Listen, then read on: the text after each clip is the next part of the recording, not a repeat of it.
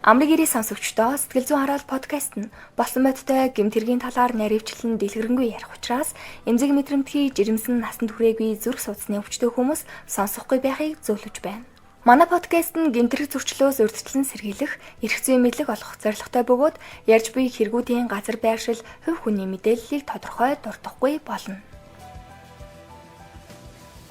За сайн мэдгэнүү сонсогчдоо манай подкастын 51 дахь дугаар хүрэхэд бэлэн болсон байна.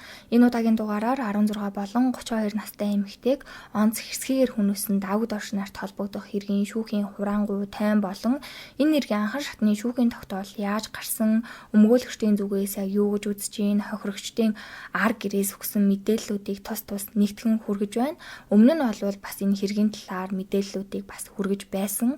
Дээрх хэргийн урьдчилсан хэлэлцүүлэг нийтдээ 2 удаа болсон. Харин анхан шатны шүүх хурал нь 2026 оны 1-р сарын 22 болон 23-ны өдөр нийтдээ 2 өдрийн турш үргэлжилсэн.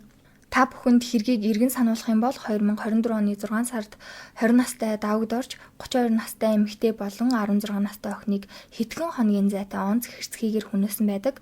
Өөрөөр хэлэх юм бол 2024 оны 6 дугаар сарын 8-наас 9-нд шилжих шөнө зээг 32 настай эмэгтэйг гэрт нь хөнөөж хүнсний скотчоор ороогоод хувцсны шүүгэнд нь хийсэн байсан гэх талигааж эмэгтэйг ар гэрийнхний болон хууль хяналтынхаа олоогүй олон онц учраас цогцсон, муудаж, өмхирсэн байдалтай гэрээсээ олдсон гэдэг. Харин дээр хэрэг болсноос хойш 12 хоногийн дараа буюу 2024 оны 6 дугаар сарын 21-ний шөнө давд оржин арх савтруулахын дааны зүйл хэрэгэлсэн үедээ хангуул дүүргийн 2 дугаар хороонд оршин суух 16 настай иш гих охиныг онц хэрцгийгээр хөнөөж цогцыг нь чимдаанд хийсэн байсныг цагдаагийн байгууллагаас илрүүлсэн.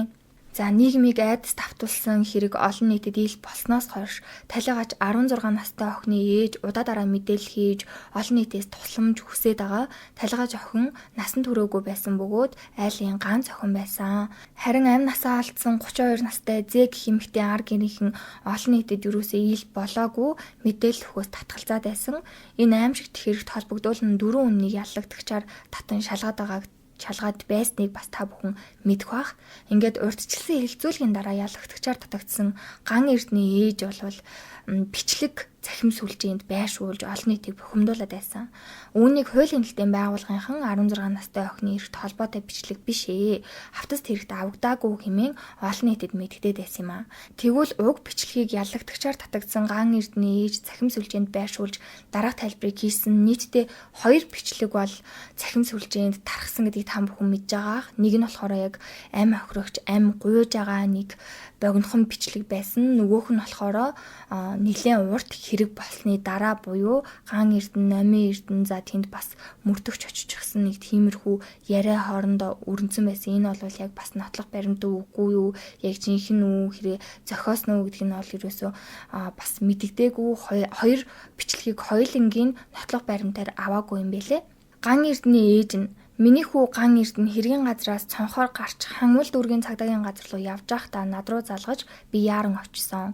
Бид цагдаагийн газар очиж хүү маань хэргийн талаар мэдэгдэж цагдаагийн аль пагштын бүрэлдэхүүнтэй хэргийн газар очсон.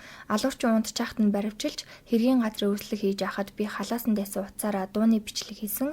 Хэрэг үнэн зөвөөр шийдэгдэх байх гэж итгэн өдий болтол энэ бичлэгийг задруулаагүй ч удаа дараалж хүүг маань сошиалд хэрэгтэн гих худал мэдээлэл тарааж сэвснээр эсвэл хүүгээр хамжигч яллагдагч болгон 90 хоног таслан сэргийлэх арга хэмжээг авч хорж алуурчин гэж гүтгсээр агаад бол аргагүй эрхэнд задалж байна. Энэ бичлэг ямар нэг эвлүүлэг биш бөгөөд шаардлагатай тохиолдолд цагдаагийн байгууллагад их хувийг өгч шинжээж томилуулан бодит хэсгийг тогтоолгож болно. Мөн өмгөөлөгчийн хувьд Ганбат өмгөөлөгч энэ хэрэг дээр ажиллаж исэн гэвч прокурорын байгууллага нотлох баримтгүй сошиалын нөлөөнд автаж миний хүүг яллагдагчаар татсан нь нэмж өмгөөлөгчийн тусламж авахд хүргэсэн. Хит хідэн өмгөөлөгчтэй уулзсан ч олны хил амаа сайж татгалзах өмгөөлөгчд их байсан. Иймд мэрэгэн өмгөөлөгчд уг бичлэгийг сонсгож зарим баримтыг харуулхад бидэнд итгэж өмгөөлж байгаа болно. Түүний хувьд алуурчин давд оржийг өмгөөлөөгүй болохыг дашрамд дурдж байна. Мөн Батхуйг өмгөөлөгчийн хувьд миний 10 жилийн ангийн найз энэ хэргийг сонсоод надад туслахаар болсон гэсэн байдаг. За цахим сүлжээнд цацсан энэ бичлэгийг хууль хяналтын байгууллагынхан өмнө нь үдэд сонсож байгаагүй. Учир нь ган эрдний өмгөөлөгчөөс өөр хүмүүс сонсгож байгаагүй гэдэг. Түүнчлэн хэрэг болсны дараах үйл явдлын бичлэг учраас хавтас тэрэгт авагдаагүй. Энэ талаар яллагтгчийн өмгөөлөгчийн зүгээс хэргийн нотлох баримт биш учраас хавтас хэрэгт авагдаагүй. Ийм учраас тус бичлэгийг задруулсан нууцлсан хэрэгт га эрдний ээж холбогдохгүй хэргийн нотлох баримтыг нууран дарагдуулсан асуудал биш гэсэн байна. Харин талигаач 16 настай охины ээж Отгон Туяагийн зүгээс уг бичлэгийг өмнө нь огт үзэж байгаагүй, шүүх хурал болоогүй байгаа учраас хэргийг нэмэлт мөрдөн байцаалалт буцаах, дахин шалгах хэсэг нь тодорхойгүй гэсэн байна.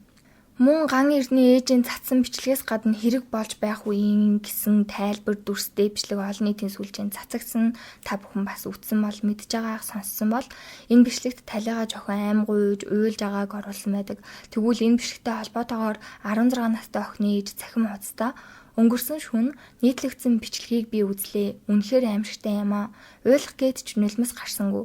5 төгрөг танил таалтай хүмүүс ямар ч эвлүүлэг тэр бүхэл хавтас тэргээс юу ч авч юу ч нэмж чадна шүү гэх олон нийтийн захиасыг хэрэг шийдэгдэл би санаж авна. Ийм бичлэг үнэхээр байсан бол надад яагаад үзүүлээгүй ээ? Байгаагүй бол хэн ямар зорилгоор намайг ингэж хямрааж байгаа юм бол гэж бодсны үндсэн дээр эзэн холбогдогчийг нь олж өгөхийг хүсэж 11 102 дугаарын утсанд мэдгдсэн болно. Хэлэх үг хэдий олон ч 2 жил төвчээд болсон хойно хэдхэн хоног төвчих болно. Гин буруугийн шүүх хурал болоогүй байхад ган эрдний өмгөөлөгч нар нь гимгүү хүнийг цовдлох гэж байна. Миний үйлчлүүлэгч цагаад нь хүний олон хүнээ барьдаггүй гэх мэтээр цээжээ дийлдэж итгэлтэйгээр олон нийтийн сүлжээнд цацаж байгаа нь шүүхэд нөлөөлж байгаа зүйл биш гэж үү? Яагаад ингэтлээ бардан байна вэ?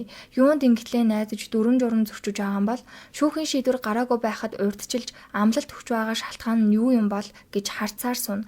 Би ойлгохдоо энэ нь шүүхэд нөлөөлж байгаа санаатай үйлдэл гэж бодож байна. Эсвэл шүүх хурал болоогүй байхад өмгөөлөгч нь гин буруутай үгийг шийдэж цахим орчинд бусдыг төөрөгдөлд оруулж болд юм уу?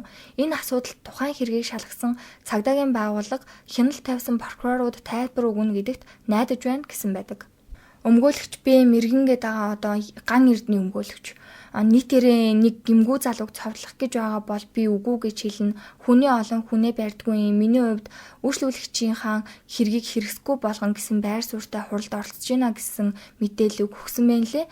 Ингээд шүүхийн тогтоол яг яаж гарсан талаар шүүхийн мэдээ албан ёсны сувагт 2 удаа нийтлэгдсэн. Тэгвэл энэ мэдээллээс одоо та бүхэнд хүргэе. Давагд орш нарт холбогдох эрүүгийн хэргийг шийдвэрлэв.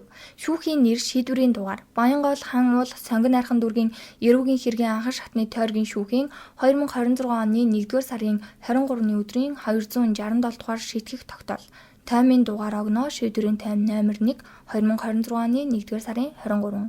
Санамж энэхүү таймын шүүхийн шийдвэрийг орлохгүй бөгөөд олон нийтийг мэдээллээр хангах зорилготой болно.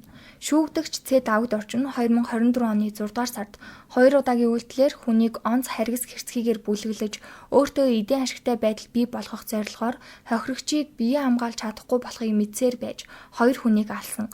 Бусдыг тодорхой үйлдэл хийхийг шаардаж хүч хэрэглэхээр занал хийсэн, кибер орчинд хууль бусаар халтсан, бусдын эд хөрөнгийг хууль бусаар устгасан гэмтээс нь заллах гэмт хэргийг байнга уйлдаж амьдралын их үүсвэр болгосон гэмт хэрэгт. Шүүгдэгч ган эрдэнэ намын эрдэнэ нарыг 2024 оны 6 дугаар сарын 21-ний өдөр насанд хүрээгүй хохирогч Ишийг онц харгас хэрцгийгээр хохирогчийн бие хамгаалж чадахгүй болохыг мэдсээр байж бүлэглэж алсан гэмт хэрэгт эсвүүлтгүйгээр хамжигчаар оролцсон. Өсвөр насны шүүгдэгч Инх сайхныг 16 наснд хүрээгүй хүнтэй бэлгийн харилцаанд орох гэмтрэгт хамжигчаар оролцсон гэж нийслэлийн прокурорын газрын хяналтын прокуророос ирүүлсэн хэргийг хаалттайгаар хянан хэлэлцэж дараах шийдвэрийг гаргасан.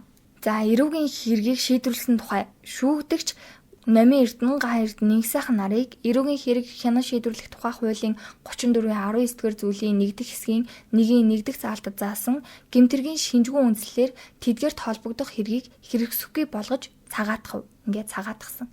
За мөн нийслэлийн прокурорын газрын хяналтын прокуророос хэргийг шүүхэд шилжүүлснээс хойш 2 удаагийн шүүхийн урьдчилсан хилэлцүүлгээр оролцогчийн эрхийг хязгаарласан шүүгдэгч Намын эрдэнэ ган эрдэнэ нарыг хохирогч Ишийг алсан гэмт хэрэгт хамтран оролцоо байгаа эсхийг тогтоох буюу мөрдөн шалгах ажиллагаа нэмж хэлэхээр прокурорт буцааж шийдвэрлсэн. Тус эрүүгийн хэргийг 2025 оны 12 дугаар сарын 25-ны өдөр шүүхэд шилжүүлснийг 2026 оны 1-р сарын 12-ны өдрийн шүүхийн урьдчилсан хилцүүлгээс яллагдагч нарыг шүүхэж хилжүүлж, шүүх хуралдааныг хаалтаагаар явуулж, 14 хавтас 3500 гаруй нотлох баримтыг 2 өдрийн турш шинжилэн судалж, хэргийн оролцогч нар мэтгэлцэж, шүүгдэгч Ган Эрдэнэ, Номын Эрдэнэ, Инх сайхан нарыг гэмтрэг үйлснэн тогтоогдохгүй гэмтэргийн шинжгүй гэж шүүхөдсөн. Харин шүүгдэгч Ц давг доржиг хүнийг алах гэмт хэргийг хүндрүүлэх нөхцөл байдалтайгаар буюу онц харгас хэрцгийгээр өөртөө эдийн ашигтай байдал бий болгох зорилгоор хохирогчийн бие хамгаалж чадахгүй болохыг мэдсээр байж 2 үнийг алсан гин буруутай тооцож бүх насаар нь хорих ял оногдуулсан. За ингээд шүүхийн шийдвэр бол ингэж гарсан. За энэ мэдээлэл бараг л бүх хил мэдээллийн сувгаар цацагдсан. Ард иргэд бол маш их бухимдалтай, эсэргүүцсэн. Тэгээ шүүх хурал дуусны дараахан цахим орчинд маш олон иргэд үзэл бодлоо илэрхийлж эсэргүүцсэн. Тэгээ үүнээс болохоор Динс сайтын сэтгүүлч Шинэ Баяр гэх юмхтэй маш олон удаа нийтлэл оруулсан. Тэгээ тэрхүү постноос нь бас хүргэе. Охиныхоо алуулсан мэдээч хэцүү. Алуурчинд нь бүх насаар нь хорих ял өглөө. Шүүх үнэхээр шудраг байлаа. Харин гимгүү 2 хүүхдийг суллалаа, цагаатглаа. Заавал охин шигээ 2 хүүхдийг яллуулах гэж улаарч яах нүдэ энэ эмэгтэй. Адилхан хохирогч ч үдээ. Хагцал үтсэн дахиад 2 ээж шар махтаага хатах биш үү. Харин ч шоронд гимгүү хүүхдүүд зөндөө хоригдлаа. Хүн байц хайдаа хаяач гисэн. Хэрэг хийгээгүй хүүхдүүдийг өмгөөлөгчд цагаатах нь гэдэгт баттай итгэлтэй байх нь дамжиггүй шүү дээ. Охиноос минь ялгаа юу байх вэ? Гурууланг нь алж хаагүй нямаа гэж их хүний сэтгэлээр бодож нэг үзээсэй. Шүүхийн танхимд бүгдийг сонсож харсан штэ энэ нэмэгтэй. Энэ нэмэгтэй одоо болно. Юмс хэмжээнээсээ хитрээд байна. Нөгөө талаас нь харуулвал таныг ч цовдлоод дүүжлэн штэ наад сошиалын чинь хэргийн материал ил болох цагдор та бас өрөвдмөр эмэгтэй биш үзэн ядагдахаар эмэгтэй болж хувирахгүй. Өрөвдөж байгаад үхтэл болтол нь дэвсэлдэг ард хүмүүстээ шин сараа охин өрөвдмөр амьдралтай байсан юм лээ. Та харагдахшгүй сайн ээж байгаагүй юм байна лээ. Гомдмоор хатуу уншигтаж магадгүй. Гэхдээ энэ үгс үннийг та өөрөө мэднэ. Та намайг уучлалтгүй гэж би танаас уучлалт гуйхгүй. Охин чинь таныг ирээд аваач ээжээ гэж гуйсан уу? Та яагаад очиж аваагүй юм бэ? Би их судалсан, шахаад дарамтлаад бүүлийдэд байвал бүгдийг нь бичгээстэй хөөхөн охины ясыг үндэлзүүлээд яах вэ гэж бодоод өрөвдөөд бичихгүй тэсээд энд хүрсэн юмсан. Хүмүүс мэдгүй олон эмзэг мэдээл байгаа та мэднэ. Түүнийг заавал надаар бичүүлмээр байна гэж үү? Хандалт хөөдөг сэтгүүлч байсан бол бүгдийг бичих байсан. Би тэгээгүй. Охиныг харин ч хамгаалах байр сууриас хандаж ирсэн. Та миний юу гэх гээд байгааг уншаад ойлгох бизээ. Надад ирж буй бүх дарамт тань руу иргэн. Энэ сайхан гэж үү? Би таныг энэ хорвоогийн хамгийн муу эмэгтэй гэж сошиалд дүүжлүүлмээргүй байхын. Дэмжиж байгаа л гинэт сэхэхгүй болтлон дэвсэлдэг ард хүмүүстээ. Шүүх жинхэнэ алуурчныг тултал нь ялалчлаа. Та гимгүүг нь мэдсээр ээж дахин охин шигээ хүний 2 үрийг хилмигдүүлэхийг харж яах нь вэ? Тантай ээжил 2 ээж зовж шаналж дин дунтай өдөр хоногийг өнгөрөөж яваа штэ. Цагаатсан болохоос биш алууснаас ялгаагүй амьдын тамд амьдралтай боллоо энэ 2 хүүхэд. Одоо болчвол яад юм бэ? Шүүхээр орж ял аваагүйч сошиалн дүүжлээд л алчлаа наад 2 хүүхдийг чинь хангалттай биш гэж үү? Ингэж бүүлэгдүүлж амьдрснаас алуулчих байж ч гэж бодож байж магад юм энэ 2 хүүхэд. Би хинээс ч мөнгө аваагүй, харин 2 талыг нь сайн судалсан. Би өчнөө юм мэдгч нэг ч удаа бичиж байгаагүй, үргэлж таны охины талд байсаар ирсэн юм шүү. Өнөөдөр охинд зориулж гэрэл талаа асааж гэмтэн гисгэлээ хангалттай хүртэж байгааг хараад санаа амрах шиг болсноо нуух юм гэх мэтчлэн маш олон пост оруулсан. Үүнд нь болохоор иргэдийн зүгээс бүр үнэхээр их бухимдсан, дургуутсан. Яагаад гэх юм бол яг шүүх хурал дуусаад тун удалгүй одоо энэ Динс цэгийн сайтын сэтгүүлч бол ингээд яг энэ хэрэгтэй холбоотой ээж рүү хандсан маш олон постыг бол бичсэн. Тэгээ харамсалтайгаар амнасаа алдсан 16 настай охины ээж хүртэл өөрийнхөө фэйсбүүкээр хит хитэн мэдээллийг бичсэн байна лээ. Одоо та бүхэнд хүргэе. Хамгаа сайртай цор ганц охин минь чи минь одоо байхгүй. Ээж нь хамгүй болсон цагаас хойш амьдраагүй амтай голтой төдийл явна. Хайр инхрээлэлд өрөн өсгсөн өхөөрдөм ганц охин үр минь чамайгаа харгас алуурчдын гарт онц хэрцгийгээр алдчаад хорвоогийн хатун үнэнтэй нүүр тулж гансарч явандаа ээж нь. Цаг нь ирэхээр чи минь ээж болж, ээж нь эмээ болж, үнэр өтгөн болондоо гэж хоёулаа ярьж инээлдэн тэврэлдэж, хайр бэлхэн байсан тэр сайхан мөчүүдийг ир эмгүй нийлж яаж байхгүй болгож чадчихна.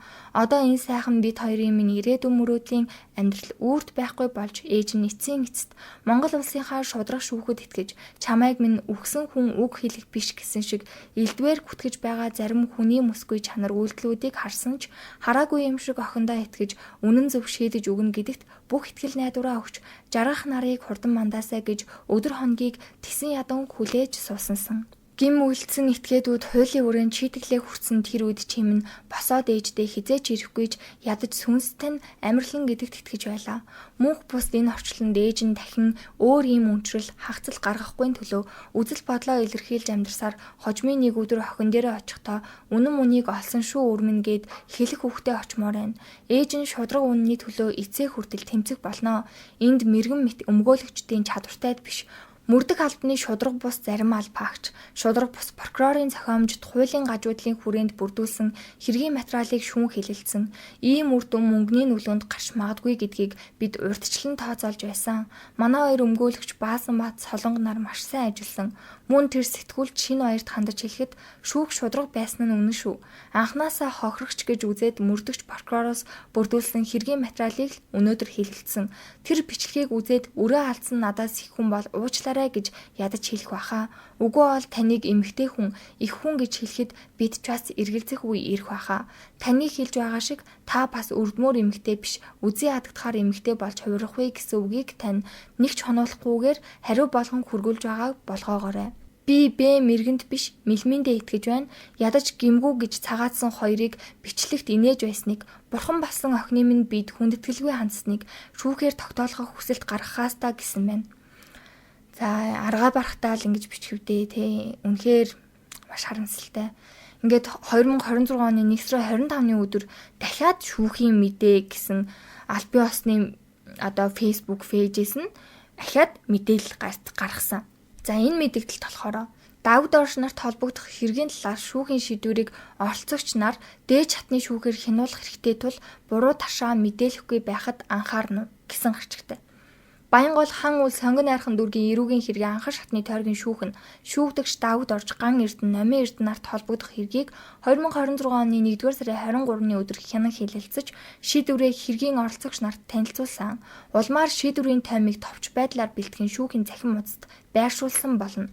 Тус шүүхээс шийдвэрээ хуульд заасны дагуу албан ёсоор бичгээр гаргаж нийт оролцогч нарт гардуулах, улмаар цахим санд байршуулахаас гадна шүүх хурлын яллах өмгөөлөгчдлийн оролцогч нараас анхан шатны шүүхийн шийдвэрийг дээд шатны шүүхэд хянуулах хэрэгтэй тул хүлээцтэй бодит мэдээлэлтэйгээр асуудалд хандахыг мөн худал ташаан мэдээлэл түгээхгүй байхад анхаарахыг сонирхогч итгээд хэвлэл мэдээллийн байгууллага зэрэг олон нийтэд хандан мэдээлэл хүргүүлж байна.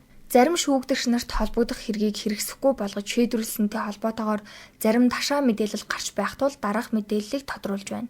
Эрүүгийн хэрэг хянан шийдвэрлэх тухай хуулийн 1-ийн 7-р зүйлийн 7-гийн 2-р зүйлийн 1-р хэсэгт 16-гийн 15-р зүйлийн 1, 2, 3 дахь хэсэг зааснаар мөрдөгч прокурор хэргийн бодит байдлыг бодит байдлаар эргэлзээгүй тогтоох үүрэгтэй.